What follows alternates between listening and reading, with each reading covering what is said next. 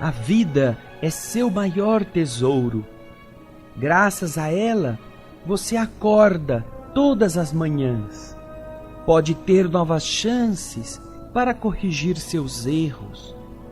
Pode dizer que ama e sentir o amor de alguém. Pode ver seus filhos crescerem. Graças à vida, você é capaz de lutar, aprender, perdoar e pedir desculpas. Graças à vida imortal e indestrutível, você pode sentir o carinho daqueles que partiram do mundo antes de você e que continuam vivos. A vida é seu maior tesouro, porque é o presente do Criador. Não misture bondade com mágoa, perdão com ressentimento, alegria com tristeza, fé com descrença. Se o Pai nos deu a vida, não vivamos de qualquer maneira. Tenhamos alegria de viver. O programa espírita feito especialmente para o seu coração.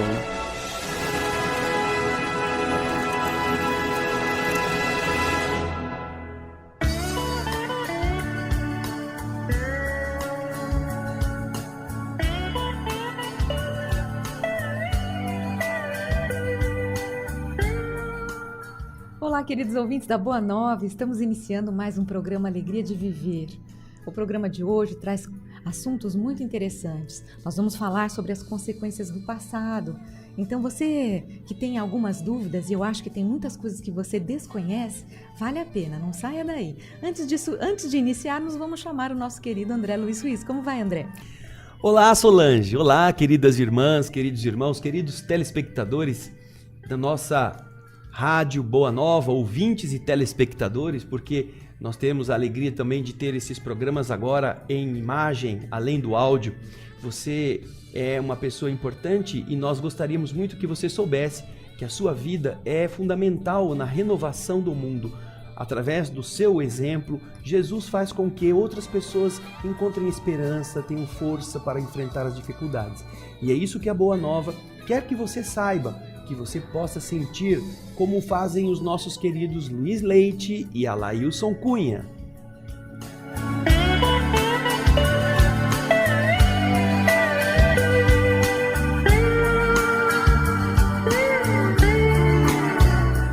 Lembrando, como sempre, da campanha SOS, o Espiritismo precisa de você. A sua participação é sempre muito importante. Basta você se inscrever no telefone 0800 12 18 38. Seja uma semente de luz, uma semente que vai espalhar coisas positivas e auxiliar na divulgação de todo esse material de qualidade, de áudios, vídeos, enfim, são uma infinidade de assuntos que você pode auxiliar a que outras pessoas venham a conhecer. Então basta ligar no 0800 12 18 38. Muito bem, nós estamos fazendo a leitura e o comentário do livro Leis de Amor, livro que é do Espírito Emmanuel, a psicografia de Francisco Cândido Xavier e Valdo Vieira. Um livro bem pequenininho, mas muito interessante. Nós estamos no capítulo 6º, que fala sobre as consequências do passado. E hoje nós deixamos no ar a pergunta número 6, mas para vocês terem uma ideia sobre, os assuntos que nós já abordamos, nós já falamos de que maneira nós podemos compreender os resultados das nossas existências anteriores, nós já comentamos a respeito de como entender as dívidas ou as vantagens que trazemos de existências passadas. Também falamos acerca da situação moral da alma diante do túmulo ou da situação moral da alma no berço, enfim. E nós deixamos uma pergunta para vocês, pergunta número 6, que fala o seguinte: qual a explicação lógica das enfermidades congênitas? Enfermidades congênitas, isso é diferente, né? Você já ouviu falar disso? Se nós estamos vendo como o capítulo 6º deste livro precioso nos está anunciando desde o seu título consequências do passado, naturalmente que as dúvidas que vão surgir ao longo desta abordagem tem a ver com o que é o nosso hoje, referindo-se ao que foi o nosso ontem. A lei de causa e efeito, a ação e reação representam fenômenos próprios para facilitar a evolução do espírito, Solange. Então, é esta a motivação dessa pergunta importantíssima. Por quê? Porque existem crianças que já nascem doentes. O sentido da enfermidade congênita, se você procurar em qualquer dicionário, ele varia um pouquinho, mas basicamente é o seguinte: durante a gestação, aquele bebezinho, o feto, o embrião, ele vai desenvolver alguma anomalia. Ou, logo depois que nasce, se constata alguma ocorrência que vem a produzir efeitos de enfermidade naquele ser. Ou seja, ele não está recebendo nada que ele tenha, que lhe seja imputado como culpa dele. Ele não agiu de forma a prejudicar a si próprio, ele não gerou desgastes físicos, ele não usou drogas, ele não teve nenhum comportamento que possa induzir aquele estado de enfermidade. E esta dúvida, Solange, ela é muito comum nas pessoas. As pessoas têm sempre essa pergunta: mas o cara é tão inocente, acabou de nascer, por que já está com essa doença? O que Deus está fazendo que não deixa uma criança assim ter uma vida normal, já desde pequenininho já está nesse estado?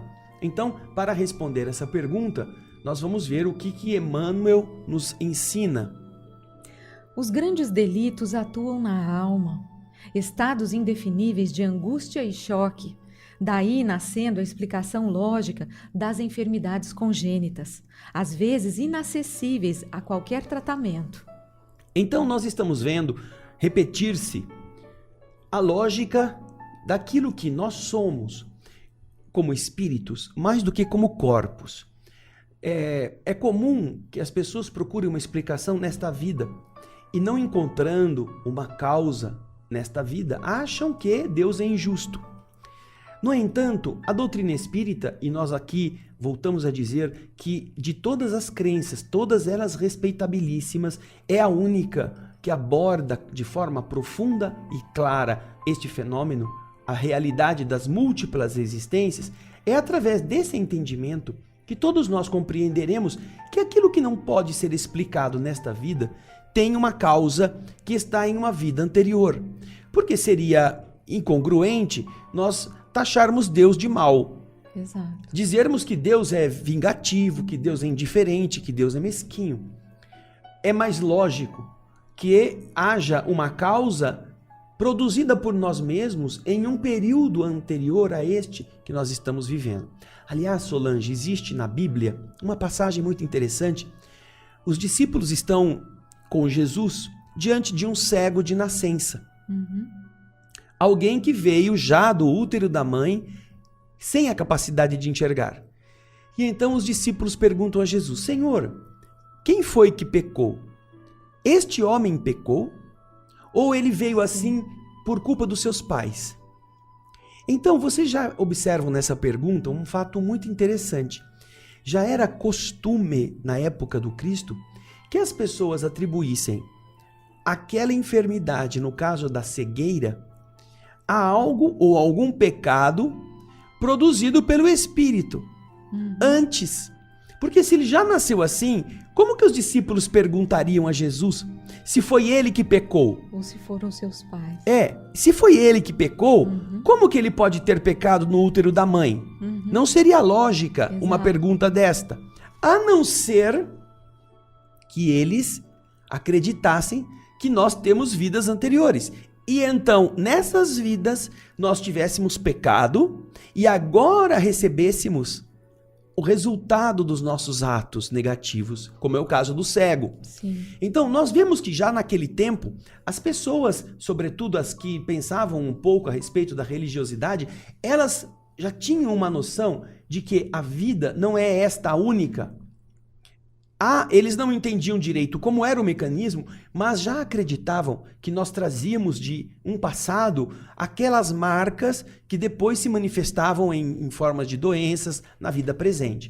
Então, essas enfermidades congênitas correspondem a essas doenças que o Espírito Emmanuel explica, que são consequência de atitudes, estados indefiníveis de angústia e choque. Quando nós estamos numa vida e temos atitudes assim, muito negativas, muito rudes, não é apenas em relação à vítima que nós nos comprometemos. Nós instauramos em nós mesmos um estado de desagregação vibratória. Sim. Não é da nossa natureza. Nós não viemos na criação de uma fonte de desajustes. Nós fomos gerados pela força amorosa mais potente do universo. E então, no nosso estágio evolutivo imperfeito, inferior, em evolução, nós poderemos atentar com nossos comportamentos contra esta força positiva. Só que quando a gente faz isto, nós não apenas produzimos vítimas, nós nos tornamos vítimas destas ações. Estas ações negativas, elas inoculam em nosso espírito fuligens, vamos dizer assim, manchas, máculas, nódoas, que passam a mostrar em nós mesmos nossos equívocos, onde que nós erramos, onde estamos frágeis. Por isso é que quando nós vamos voltar ao corpo físico numa vida futura, nós herdamos de nós mesmos um corpo que corresponda na sua essência biológica aos equívocos ou aos acertos que nós já tivemos no passado.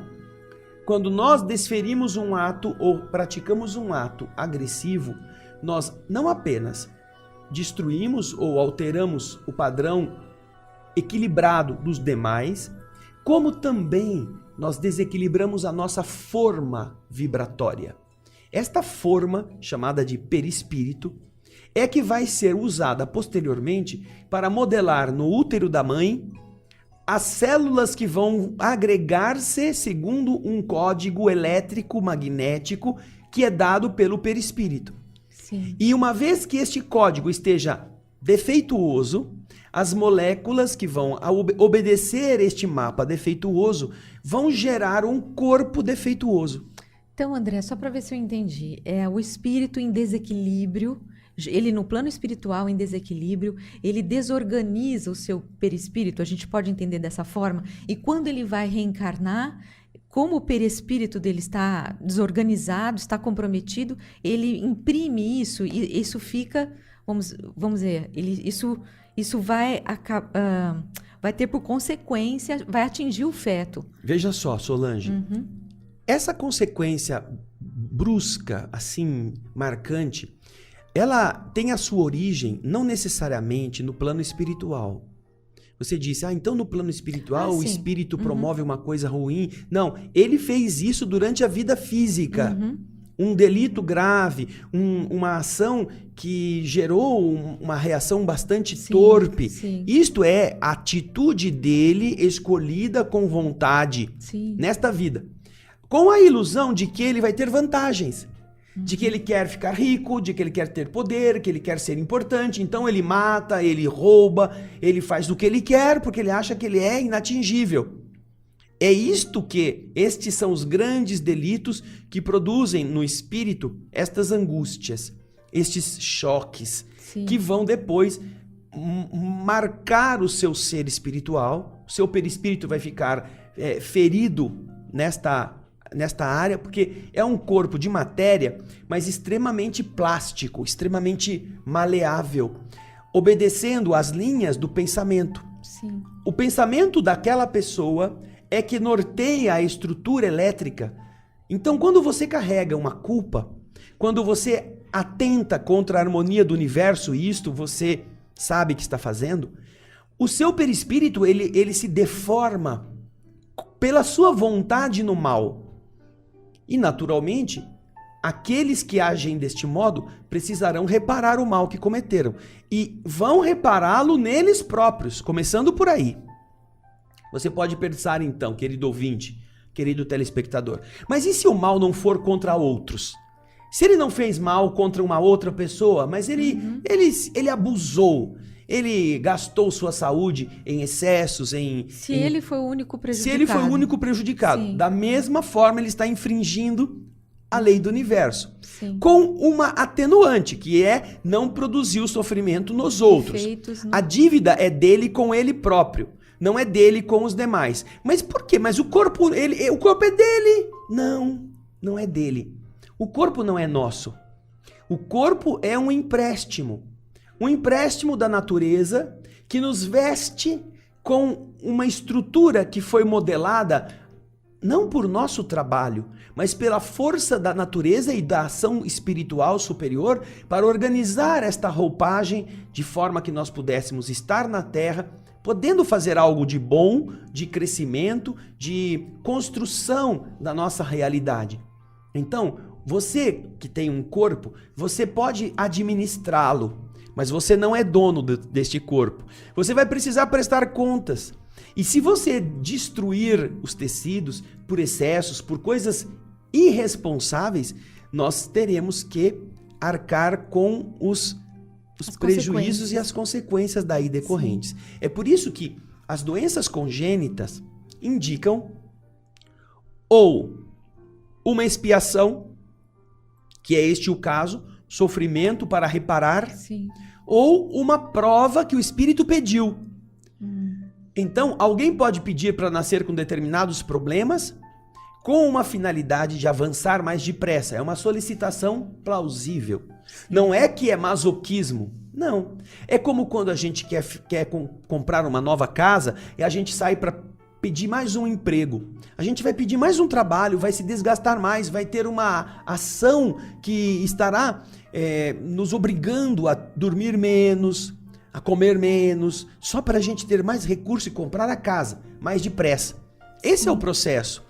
Então, a prova assim solicitada pelo espírito pode levá-lo a um problema de saúde desde o berço, para que ele possa melhorar-se e mais depressa atingir patamares de evolução maiores. Mas, de qualquer forma, seja a dor expiação, seja a dor prova, ela é de responsabilidade daquele que está enfrentando o problema. Não é por culpa do vizinho. Sim. André, e o que ocorre aos suicidas nas vidas ulteriores? Essa é a pergunta número 7.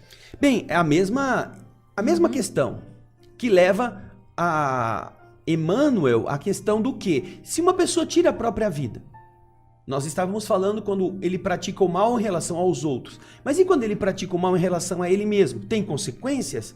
E nós vamos ver como funcionam as leis do universo neste caso.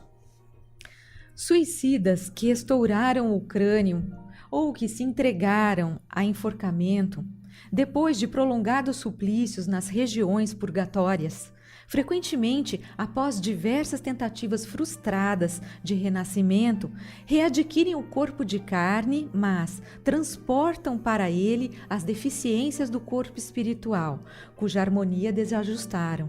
Nessa fase, exibem cérebros retardados ou moléstias nervosas obscuras. Como nós atingimos o corpo físico anterior na área do pensamento, na área do cérebro, ao produzirmos esta anóxia pelo enforcamento, a ruptura da medula ou a destruição total ou parcial da caixa craniana, nós ferimos uma área muito delicada. E este ferimento, na área central da personalidade, vai se transferir para o perispírito. Então, do outro lado da vida, o suicida continuará com os nervos estourados e o cérebro desfeito. Quando ele volta para nascer, ele vai tentar várias vezes e não vai conseguir, porque a estrutura que modela o novo corpo está avariada. Cada corpo frustrado é uma diminuição desta avaria. Nossa. Até que, por fim, haja uma estrutura de novo reconstituída minimamente, para que ele possa conseguir modelar o corpo futuro no útero da mãe. Quando isso acontece, eles transportam para o corpo esses resquícios das deficiências do perispírito. Sim. E isto vai atingir o quê? Vai atingir o funcionamento do cérebro ou o equilíbrio dos nervos. Então, eles nascem com cérebros retardados ou com moléstias, doenças nervosas que não se conhece a causa e não se consegue tratar adequadamente. Sim. Porque foi lesado exatamente o núcleo da estrutura do pensamento no corpo anterior. Lesão esta deliberada. A pessoa quis fazer isso. Então isso se transfere imediatamente para o seu perispírito. E então ele tem que reparar o dano cometido. Uhum. Isso aí. Programa Alegria de Viver, nós faremos um breve intervalo. Não saia daí, já já estaremos de volta.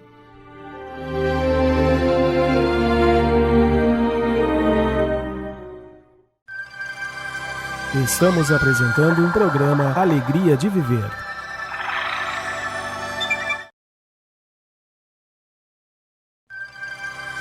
Programa Alegria de Viver está voltando.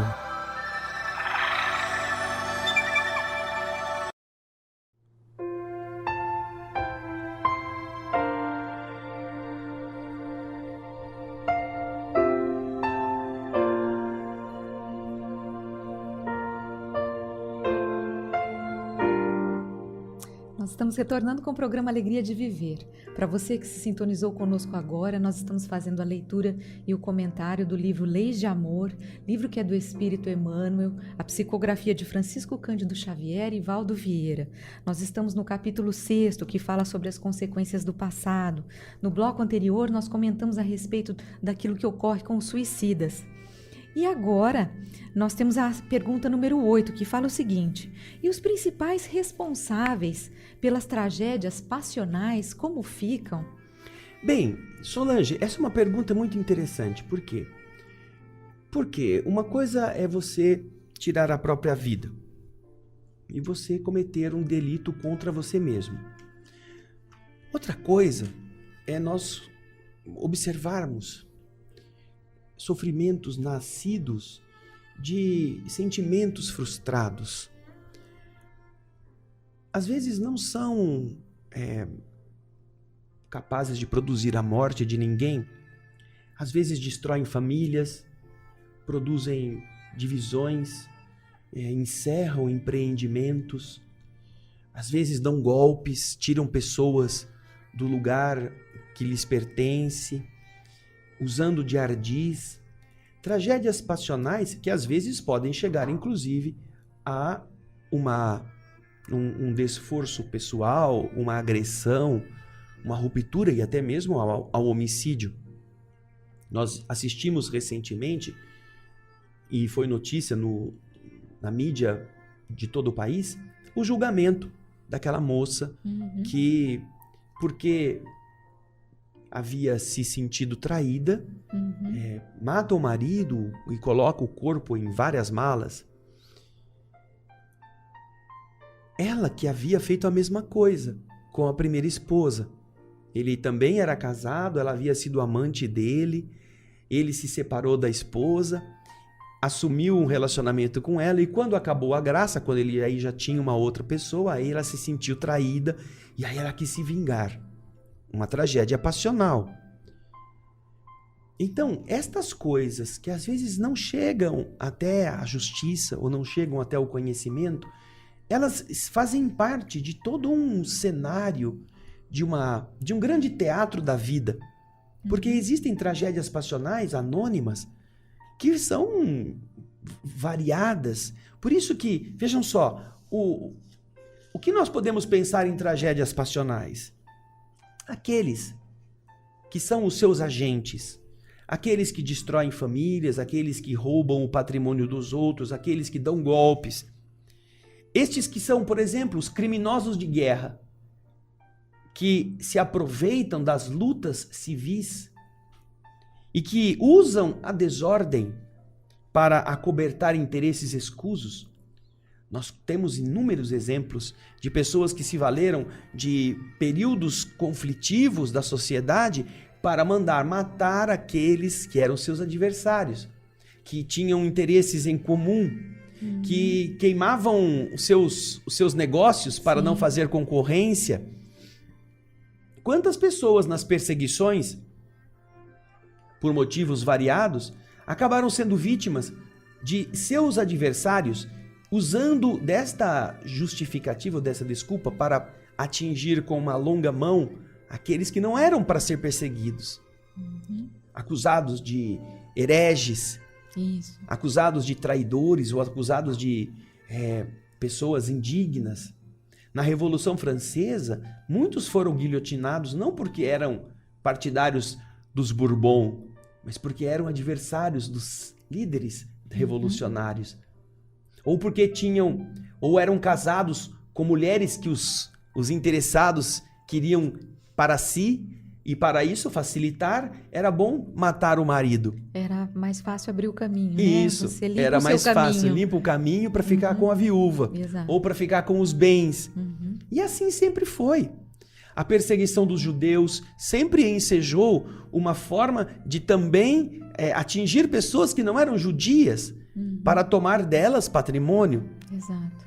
Agora, além desses, e os exploradores do sofrimento humano? Os caluniadores, aqueles que falam mal das pessoas só para estragar a paz em que elas vivem, os empreiteiros do aborto, os que ganham dinheiro produzindo a morte de inocentes, iludindo as pessoas para que elas tirem do seu útero aquilo que vai ser um problema, segundo a administração do pensamento nocivo, que tenta ganhar dinheiro sobre essa tragédia. E aqueles que promovem a devassidão, os que são os empresários da baixaria, os empresários do nudismo, os empresários da devassidão moral, que vão produzir sofrimentos em famílias, em homens e mulheres imaturos. Esses malfeitores que a justiça do mundo não consegue encontrar ou não consegue punir, por acaso eles estarão livres desta lei? Eles não encontrarão nada no futuro, já que a justiça não os achou? Será que estes que fizeram todas estas coisas podem dormir tranquilo e achar, poxa, eu estou livre da cadeia, ninguém vai me pegar? O que acontece com eles? Então, Emmanuel fala pra gente, essas pessoas, elas voltam à reencarnação em tribulações compatíveis com os débitos que assumiram e muitas vezes junto das próprias vítimas, sob o mesmo teto, marcados por idênticos laços consanguíneos, tolerando-se mutuamente até a solução dos enigmas que criaram contra si mesmos, atento ao reequilíbrio de que se veem necessitados. Ou sofrem a pena do resgate necessário em desastres dolorosos, inseridos nos quadros inquietantes dos acidentes em que acontece o resgate do espírito reencarnado, seja nos transes individuais ou nas provações coletivas. Então nós vimos que para todos os que são responsáveis pelas tragédias passionais, existe consequência. Todos. Nós podemos pensar naquelas pessoas que afetuosamente se envolveram com outras e que depois as abandonaram. Depois que passou a graça, depois que acabou a novidade, jogaram para fora como se fosse pano usado, pano de chão. E esta pessoa, assim desprezada, entrou num estado de fragilidade emocional que acabou ou na doença, ou na prostituição, ou no suicídio. Isso é uma tragédia passional. Aquela pessoa que abusou da outra não empurrou necessariamente o problema, não fez com que o espírito se matasse, não foi ele que produziu a morte. No entanto, ele agiu de uma tal forma com uma criatura em imaturidade emocional que cooperou para que ela chegasse a isso. Este indivíduo ou esta pessoa, homem ou mulher, será responsável por reerguer o outro. E vai encontrá-lo onde? Dependendo de cada problema, na situação adequada para resgatar. Então, aquele que foi vítima do nosso engano, poderá nascer em nosso lar, para ser de novo amado. Um amor agora verdadeiro, não mais um amor de interesse sexual, não mais um amor para demonstrar poder, um amor sincero, um amor franco, um amor fraterno. Aqueles que tomaram os patrimônios que pertenciam aos outros também precisarão receber os outros em casa para devolver o patrimônio na forma de herança aos verdadeiros donos. As pessoas que utilizam estes métodos clandestinos, ocultos, para se verem na vantagem, sem o peso das responsabilidades pela imposição da lei, da justiça, achando que fugiram, conseguiram enganar, vão ter que devolver tudo o que tomaram e vão ter que sofrer, ou quando devolvem voluntariamente, ou quando não querem fazer isto, as consequências, como aqui nós vimos, de resgates. Resgates em doenças, resgates em sofrimentos, resgates em desencarnações, que podem ser traumáticas, podem ser desastres individuais ou podem ser desastres coletivos. E nós encontramos, neste caso, dos desastres coletivos, o exemplo que nós vimos agora há pouco tempo, do avião com o time da Chapecoense. Os espíritos que desencarnaram naquele voo estavam em um processo de resgate. Sim. Cada qual com algum motivo, ou até mesmo em um resgate projetado para que todos eles pudessem voltar para o outro lado da vida, aliviados desta carga que o passado deixou acumular-se em atitudes que não foram positivas e que agora podem ser corrigidas. É uma forma que a justiça do universo possibilita que as pessoas, não só neste exemplo do avião que caiu, mas em qualquer situação, possam corrigir o mal que fizeram. Uma vez que o que morre é o corpo, o espírito continuará a viver e poderá retomar a vida num outro corpo. Sim. Um corpo sem doenças, um corpo sem problemas, um corpo já liberado das máculas que o erro do passado produziu. Por isso que é muito interessante a resposta que Emmanuel nos dá. E nós já vamos encerrando o nosso programa. Solange. Podemos deixar aí uma pergunta, André? Que tal? Vamos deixar a pergunta número 9 para você pensar na sua casa. Ela fala o seguinte: o que acontece com os cúmplices de erros e enganos? O erro foi do outro, o engano foi do outro, mas e aqueles que ajudaram, né? Ajudaram a pessoa a errar, que foram lá, deram sua mãozinha. Não foi ele que errou, mas ele aconselhou, faz assim. São cúmplices. Deu uma empurradinha, deu uma... Então, o que acontece com ele? Será que tem efeito? Vamos ver no próximo programa. Isso mesmo. Nós agradecemos a sua participação. Gostaríamos de convidá-los, como sempre, a participar da palestra sobre o Evangelho segundo o Espiritismo, hoje à noite, a partir das 20 horas, na tvalvoradaespírita.com.br. E se você gostar de estudar, estamos estudando o Livro dos Espíritos nesse mesmo endereço, às quartas-feiras, a partir das 20 horas. Nós agradecemos a sua participação, que essa semana seja de muita paz e até a próxima edição do programa Alegria de Viver. Uma boa semana. Nós vamos fechar os nossos olhos e fazer a nossa vibração.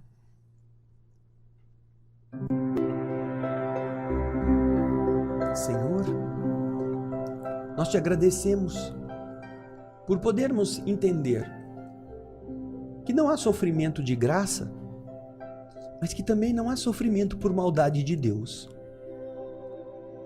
Que o sofrimento é consequência que nos ajudará a ficar mais fortes e mais limpos, se soubermos enfrentá-lo sem revolta. Uma vez que não há outro culpado a não ser a nossa própria conduta nesta vida ou em vida anterior, nós não temos porquê, depois de aprendermos isto, nos revoltarmos, porque teríamos que nos revoltar contra nós mesmos. Teríamos que dizer em alta voz que fomos levianos, que fomos maldosos, que fomos inconsequentes, que fomos tolos. E se nós tivermos essa coragem, reconhecendo nossa própria responsabilidade no arquivo de lágrimas que agora herdamos, nós saberemos parar de reclamar e saberemos não mais semear lágrimas, nem em nosso caminho, nem no caminho dos demais. Teremos paciência, aprenderemos a vencer nossas inclinações e tendências, sempre procurando uma solução pacífica, generosa, ainda que nos custe noites sem dormir, ainda que construamos a harmonia entre os espíritos adversários, servindo-os para que eles se sintam amados. Como é bom entender que toda a nossa existência é um convite à renovação dos defeitos que trazemos, transformando-os nas virtudes potenciais do Espírito. E mais ainda, Senhor, que em geral nós não precisamos sair procurando a esmo, ou mesmo publicarmos no jornal um anúncio perguntando onde estão aqueles a quem nós ferimos. Porque, como nós aprendemos, nós nos unimos a eles no berço, na família, na convivência diária. São eles credores ou sócios que agora a justiça do universo possibilita que encontremos. E com eles, próximos de nós, nos entendamos, refazendo os passos que outrora não foram corretos, devolvendo aquilo que não era nosso e dando mais do que esperando receber. É através então do bem que nós resgataremos o suicídio do passado, a violência, a indiferença afetiva, a exploração de outros por nossa inteligência. Ainda há esperança para nós, Jesus. Que alegria a gente saber disso. Obrigado por teu amor, pelo amor de todos os espíritos amigos que estão ao nosso lado. Muito obrigado, Senhor. Muita paz. Almas do céu, ouvi o doce canto do fundo do coração, com calor repleto